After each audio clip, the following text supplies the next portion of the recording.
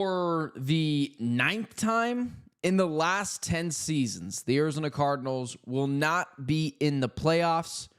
And I think it's the first time the Cardinals, in my opinion, might need a new head coach. Speaking of new head coaches, Lane Kiffin leaves Ole Miss.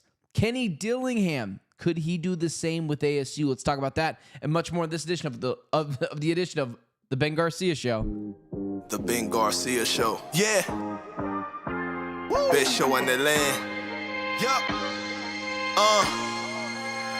Listen. Come and get your information from Ben Garcia. Get the latest on your quarterback, running backs, and receivers. Tune in, so any other show you don't need them. Any news that he giving out, please just believe him. Giving out the latest prediction and top-notch analysis. Wanna hear the truth, better have thick skin like calluses. The latest move that your team just made can be damaging. The dudes ain't speaking no facts, they just be rambling. Lights, camera, action, turn on the show, go get the cameraman. Yeah.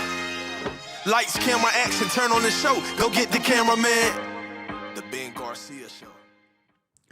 What is up, and welcome into yet another edition of the Ben Garcia Show. Do me a huge favor before we get started. Hit that like, hit that share, hit that subscribe button. It helps me out more than you guys know. It's not just me begging for likes. For some reason, that's what the algorithm wants to see right now. So hit that like, hit that share, hit that subscribe button. Follow me on all social media platforms at Ben Garcia Show. And we got a lot of things to get into. We got a jam-packed show for you. The Arizona Cardinals lose for their ninth time in the last 10 seasons, won't be in the playoffs, as well as ASU football falls to U of A on Saturday, which was something that we can get deeper into. But more of the minutia is Lane Kiffin left Ole Miss for LSU. Could Kenny Dillingham ever do the same, even if it's not this year? With that being said, let's start here, guys. So, the Arizona Cardinals have become truly unwatchable. If it was not my job to watch the Arizona Cardinals, and not just for this show, but for Locked On Cardinals Squad Show, I don't know how you watch this team and be invested week in and week out. Because as a fan, you're just kind of rooting for them to lose games. You're not really rooting for the Cardinals to do much outside of, well, can you at least be competitive today? And they do that, I guess. But I actually thought yesterday was a decent showing from the Arizona Cardinals. Yes. Was there horrific outputs? Yes, of course. And that's what we're going to get into. But the problem with the Arizona Cardinals is, in every big situation, in every must-have-it play, in every big spot, they blow it. The Cardinals are now 0-7 in games decided by 4 points or less. You haven't had Kyler Murray in the better part of 2 months. You can't blame him. It is becoming more apparent this coaching staff is just really ill-equipped to figure out games that are won and lost in simple plays. And yesterday was just another clear and prime example of that. The Cardinals, in every big shot that they had, blew it yesterday. Just blew it in the worst degree. And at some point, you do have to look at the coaches. What I'll say is, for the fourth straight week, the Cardinals have not came out to play. They just haven't.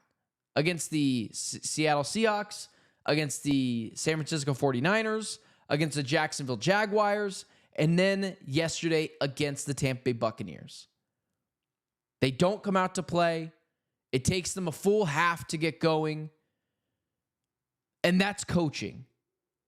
I don't know how you still could be standing behind Jonathan Gannon right now. I think Jonathan Gannon has got some good qualities. I think Michael Bidwell really sees something in Jonathan Gannon that he likes. I don't know what it is, but it's pretty apparent he's going to be here next year. Let me just say that right off the top. Jonathan Gannon is not going anywhere, guys. He is staying here. He is not leaving Arizona. Michael Bidwell is not going to get rid of him. If this team loses every game to end the season, he will not be fired. It's just not going to happen. We are not seeing the warning signs, whether in press conferences or in leaked reporting. He's going to get another shot. Is it the right move? I don't know. On one hand, you look at the other coaching candidates out there, and it's just a bad coaching pool. You already passed up on your opportunities to go get a Mike Vrabel, to go get a Ben Johnson. And you're kind of stuck with JG in that instance. Because I'll continue to say he's not a terrible head coach. Cliff Kingsbury was a terrible head coach. Well, what about Cliff now? I don't know. What about him? Team's 3-9. Same position as the Arizona Cardinals. If Cliff was that good, would his quarterbacks still be losing games? Oh, that's right. They still are. The biggest thing that you could take from this game is it is now a trend, a full-on pattern. Then the Cardinals' last 7 games decided by 4 points or fewer. They can't win those games. And there's no more Kyler Murray to blame, who has had blame before in the past. But he hasn't been here in the better part of 2 months.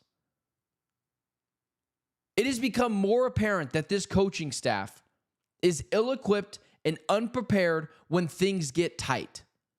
Yesterday's 3rd and 1 play call to a double-covered Michael Wilson on a play-action attempt where the ball wasn't anywhere near him was atrocious. Just absolutely atrocious. Horrific play calling. And then they followed it up with, on their own side of the field, 4th and 1, tossing the ball off to Bam Knight and getting stuffed.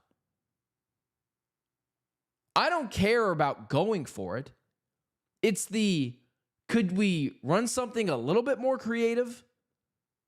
Other teams, when games get tight, have a play that they can go to and say, this is going to work. The Cardinals don't have that. And for better or for worse, I didn't think yesterday was a Drew Petzing problem. I thought for the first half, the offensive line got dominated, and I thought Petzing is what he was. Fine. Nothing special. Nothing great. But I think we are overstating just how much blame Drew Petzing gets for this Cardinals season. Is Drew Petzing bad? Sure. I guess. Fine. Get rid of him. I don't care. You'll get no argument from me. But Jacoby Brissett had another 300-yard passing game, 2 touchdowns, 1 interception, 1 really, really bad interception. But the offense is still moving. Would I move on from Petzing? Yeah, probably. Especially if there's a better alternative out there. But I think the blame goes down on Jonathan Gannon. In tight situations, he continues to not be able to pull off a win. And some of it you could say is luck. But all 7 games are not just bad luck. It's poor coaching. It's inept play calling. It's the inability to have something up your sleeve to say, hey, let's run this. It's going to work. And so I think you are becoming more clear, more evident than ever that it's time for a coaching change. And here's the other thing. Let's say they bring Jonathan Gannon back with a playoff mandate and a new quarterback. Let's say that they do that. Why in the world would I want a head coach who needs a new quarterback acting out of desperation next season? I like Fernando Mendoza, but let's say the Cardinals end up with the 7th overall pick and they give up the farm to go get Fernando Mendoza. And why would they do that? Because Monty Ossenfort and Jonathan Gannon will be trying to save their jobs. And I don't want a head coach and GM picking a quarterback just to save their jobs. Gannon has had 3 seasons, and I know that they have been incredibly injured. That is a very fair point. But what is not fair is losing every game decided by 4 points or less. Hasn't been a Kyler Murray issue over the past month and a half. And I've had my accusations about Kyler Murray. This is on the coaching staff. It's on the coaching staff. But one of the reasons why I think Jonathan Gannon is still going to be here next year, regardless of the outcome, is forget about the reporting. Look at what the players have to say. Darius Robinson is damn near in tears defending Jonathan Gannon. Jacoby Brissett backing Jonathan Gannon. He has not lost the locker room. He's not going anywhere. He has instilled a belief in these players that it's been a very unlucky year, and I hate that. There are some things about Jonathan Gannon that I really like, and I've got to be honest with you, it's made it very hard for me to come on here and say, fire Jonathan Gannon, and I still haven't done that yet. Because there is real culture and accountability with this team in those locker rooms, and that means something. And there are players that are going to bat for him every single day. But it's just the inability to win these close games and constant coaching mishaps that lead me to believe that maybe it's just time for a coaching change. Maybe it's just time for a new regime. But I wouldn't do that. Let's see right here. I'm sorry. I just see something in here and I have to address it. I will take your guys' comments at the end of the show. Thank you. Javi's blowing up my comment section, though, so that's a good way to get a hold of me. And I see Ben, don't be soft, so I'm going to read the rest of this. Ben, don't be soft. AZ Sports Media is so soft, and then you wonder why our market isn't like Boston or Philly, because our sports media doesn't call out the teams. So say it, Gannon should be fired. For the other 15 people watching right now live, do you guys think I'm a soft Arizona sports media member? Totally fair if you think so. Totally fair. You can put that in the chat. Tell me I'm not hard enough. I would go with I am one of the most harsh Arizona sports broadcasters in all of Arizona. You want me to lie to you? Because I don't know if changing a head coach is going to change anything with this team. I've been the one trying to lead the charge of the Boston, New York, Philly, LA's sports media is incredibly soft, so I don't know why you said that one. Come on, Ben, you're smarter than that. Yeah, thanks, Brian. Come on, Ben, you're smarter than that. Yeah, Jacoby going to talk bad about the coach who starts him. Yeah, that's not the point. It's also Darius Robinson being damn near in tears defending Jonathan Gannon. And it's also Jacoby Brissett who is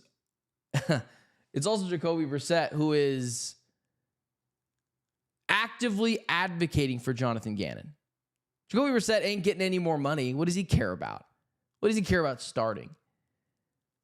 Jonathan Gannon continued getting the support of his players and getting an A+ grade on his NFLPA report card last year means something. And if you want me to lie to you about how I feel about Jonathan Gannon, I mean, I could lie to you and tell you that I hate him. I think he's an idiot. I think he's an incompetent buffoon. But there's a real change in that locker room. I've talked with people close to the situation. People like Jonathan Gannon in there. Is he the right head coach? I don't know. Here's the problem, though, Javi, who I'm not gonna go after. You can totally call me soft. That's totally fine. But here's the problem.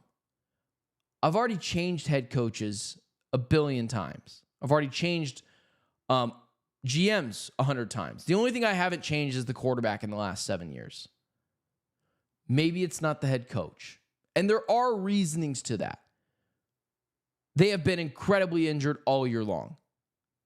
Will Johnson, Garrett Williams get on the field, the defense looks really good again. So there's injuries galore, and there's a little bit of bad luck.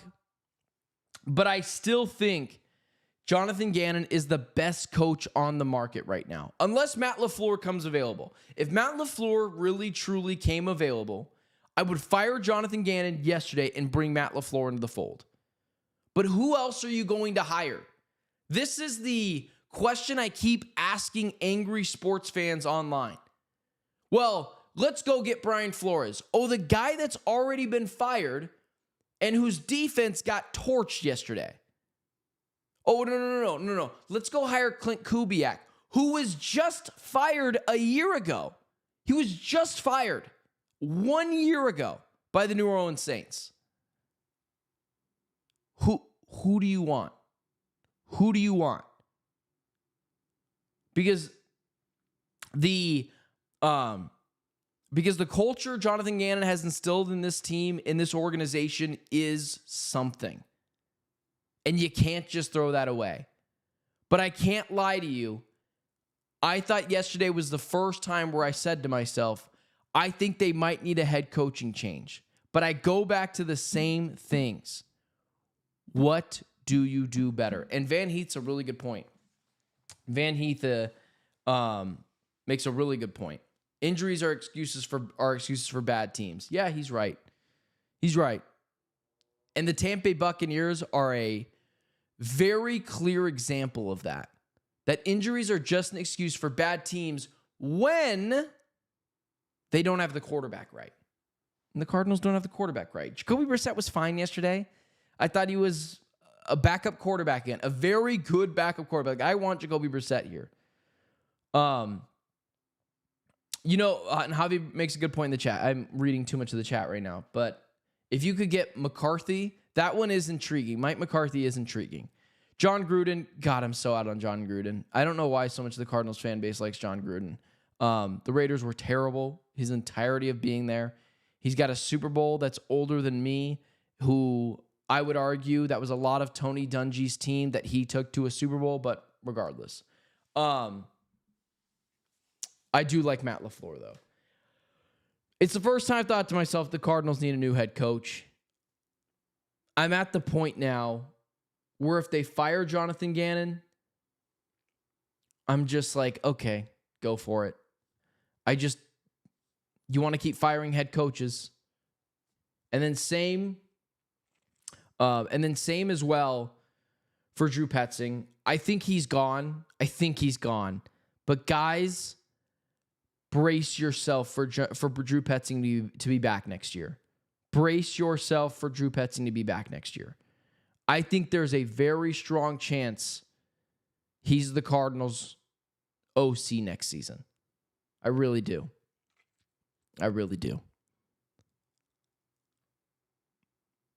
It might be time for a head coaching change. I'm still conflicted on the air while talking to you guys. Yesterday was a clear example of yesterday was a clear example of does Jonathan Gannon know how to win close games? And the statistics and the data and the eye test tells you no. Maybe it's injuries. Maybe it's bad luck. But yesterday was the first day I was like, maybe you got to move on from JG. Maybe. I really like that thing from Van Heath too. Injuries are excuses for bad teams. Injuries are excuses for bad teams who don't have the quarterback right. Look at the Tampa Bay Buccaneers. They're 7-5 on this season. And they should be better. No Mike Evans. No Bucky Irving until yesterday. Defense has been beaten up. They don't have a lot of their weapons. And they're still above 500. They're still in the driver's seat to win their division. It all comes down to the quarterback. Arizona doesn't have the quarterback right. Notice how I haven't said one iota of Kyler Murray because I don't care. I'm done with the Kyler Murray discourse. I think people are making more of it than they should. That game's no different yesterday with Kyler Murray as the quarterback. Dare I say, I actually think Jacoby Brissett played better than I think Kyler Murray would have against Todd Bowles' top-ranked blitzing defense and Vita Vea in the middle. I'm going to go with that. Jacoby Brissett has still been more consistent than Kyler Murray has ever been. And so I'm ready to move on from Kyler. That has not changed. And Fernando Mendoza would be really interesting on this team. All right, guys. Saturday, ASU fell to U of A. And for all the U of A fans in my chat, and maybe there's not any, congrats. Here's what I'll tell you. I grew up a U of A fan until I was like 21. So this rivalry doesn't mean that much to me. Like, I want to beat U of A because I want ASU to win. But it's hard for me to really dive into the minutia of the argument because I've been on both sides of the aisle. I was a U of A fan my entire life up until about 20 years old. I was a huge fan of U of A basketball, just a massive fan of U of A basketball. Nick Johnson, Aaron Gordon, Anu Solomon. That was a quarterback for U of A years ago when they lost in the Fiesta Bowl. Rondé Hollis Jefferson. Like, I was a massive U of A guy. Massive. I remember rooting for U of A over ASU for a spot to go to the Pac-12 championship game that U of A ultimately ended up winning. And in the Pac-12 championship game, they got smoked by Oregon, who they beat earlier in that same season in Oregon. So I've been on both sides of the aisle here with the U of A ASU discourse. And so it's hard for me to be majorly against U of A when I grew up a U of A fan my entire life. I switched my allegiances when I went to school at ASU because you can't be a U of A fan and go to ASU. You had to switch those two things. But U of A beat ASU. I can't have this pure hatred. And it's so funny. People are making fun of me online. Making excuses for ASU. Why don't you just give U of A your due? I'm like, I don't even hate U of A like I know a lot of other ASU fans do. I was a big U of A fan growing up. Here's what I'll say. ASU had a chance to win that game and make things interesting towards the Big 12 Conference Championship conversations. But let's put some context. Let's put some substance. This is a failure of a ASU season. They failed to recapture the magic of last year. They didn't make the conference championship game. They were more or less out of it last week, but this week, there were some scenarios where they could get in, and they didn't do that. But you lose Sam Leavitt in the middle of the season, your star quarterback, a guy who I think is a budding star in the NFL, I think. You lose Jordan Tyson. It's just hard to recover from those two things. And ASU lost to U of A because Jeff Sims was a double agent. He was throwing the ball to the other team inexplicably sometimes against a U of A team that didn't have their corners. U of A was down a bunch of players. So yeah, did ASU miss more players and more important players? Yes. But U of A was down some of their top corners. And Jeff Sims was still throwing the ball to the opposing team.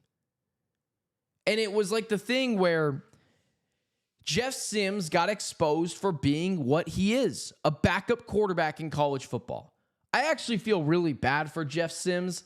That's his legacy now, is losing to U of A in embarrassing fashion, having 5 turnovers in that game. And it stinks. And it's a failure of a season.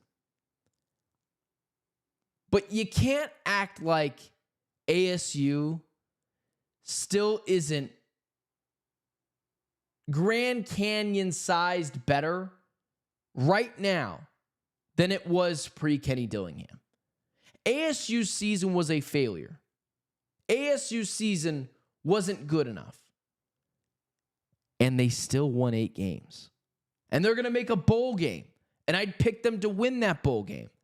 And they're going to win 9 games. ASU in a down season won 9 games. In a season where Sam Leavitt went out with 3/4 of the season to go, and Jordan Tyson was out for like the last 4 to 5 games with a hobbled hamstring injury, where, I guess I'll just say this. And Jordan Tyson got injured multiple times this year, taking him out of key games, as well as the U of A game where he got injured.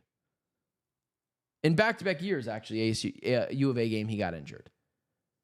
So you lose Sam Leavitt, you lose Jordan Tyson for a lot of the season as well, and you still win 8 games if you're ASU.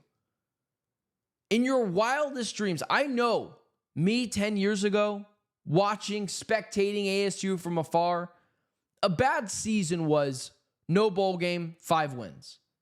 A good season was, could they win 9 games? The standard now for ASU is win 9 games at minimum. And they're going to do that this year. They're going to make a bowl game. They're going to win 9 games. So losing to your rival absolutely sucks. Losing on a national stage to your rival absolutely sucks.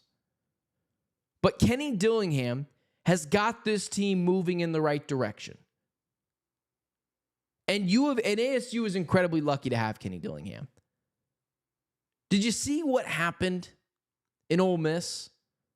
Lane Kiffin, at the first opportunity at a better job, jumped ship. You don't think Kenny got a call from Florida or from LSU or from other opportunities before? He slammed the phone shut down on those things. And it's more of a reason to believe that, yes, Saturday sucked, but this guy's not going anywhere. He loves ASU. And ASU better reward him with another pay raise this season. And I'm surprised. I thought the way Kenny Dillingham was talking earlier in the month, that he might be the next head coach to jump ship for a better job. But seeing him commit to ASU in a now deleted Twitter post talking about sometimes the best decision is to stay is such good news for ASU. In a weekend where they lost to their rival, the floor continues to get raised. They are now a team that the standard is winning 9 games. This year was a failure. And they didn't have their starting quarterback. And they didn't have their top 5 pick at wide receiver in Jordan Tyson, who's been the best wide receiver in college football this year. And they still won 8 games. With Jeff Sims, who got exposed as being a terrible quarterback in college football. ASU is still on the up and up.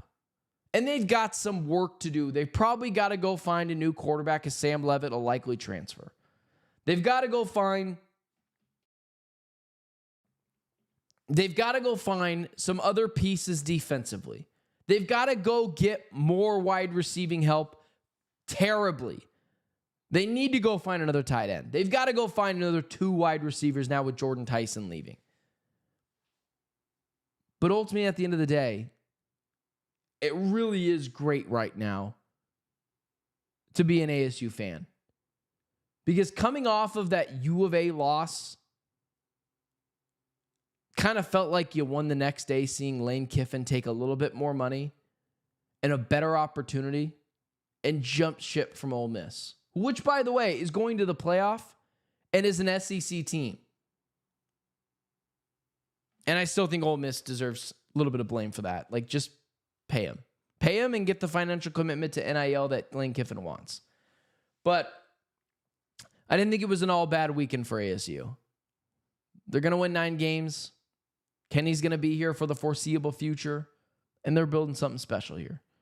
It'll get fixed. You should trust Kenny to do so.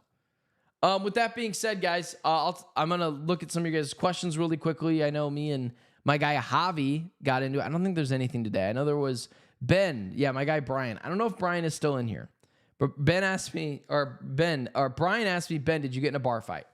Okay, I'm going to address this one time on the show because every time this happens, a bunch of you guys flood to my comment section to ask what happened. It looks gross. It looks disgusting. I have had a medical condition since I was in first grade that whenever I get stressed out, whenever I get tired, this happens. Normally, it's not on my nose. Normally, it's actually around my eye, and it's actually 10 times more painful. But I don't know if I'm allowed to say what it is, but it's something that only old people are supposed to get, and I've been dealing with since I was in the first grade. So, I mean, like, I don't care if people know what it is. I struggle with it. It is what it is. But, yes, I get these, like, sores on my face. Usually it's right here. Like, this actually doesn't hurt. It's just annoying. This hurts like you know what. And sometimes I'll cancel shows for it. But when I get stressed out, when I get tired, when I'm overworked, which is all the time, this happens. And it's gross. It's really gross. And being around a pregnant woman, it could be contagious. So I can't even like be close to my wife until this goes away. But it's gross. I understand. It's gross. Everyone asks about it. And I can't get away from it. But it's, unfortunately, it is my life. It is my life that I deal with. And it won't be the last time you see it. So next time when this happens, and it will happen, you know what it is now. You know what it is. Just a medical condition that I've been dealing with since I was a kid. Would you trade 3 first-round picks for Mendoza? Hell no. Well, actually, caveat to that. Caveat. If the Cardinals have full conviction he is the next great thing in the NFL, yes, I would. Would I trade 3 first-round picks for Fernando Mendoza?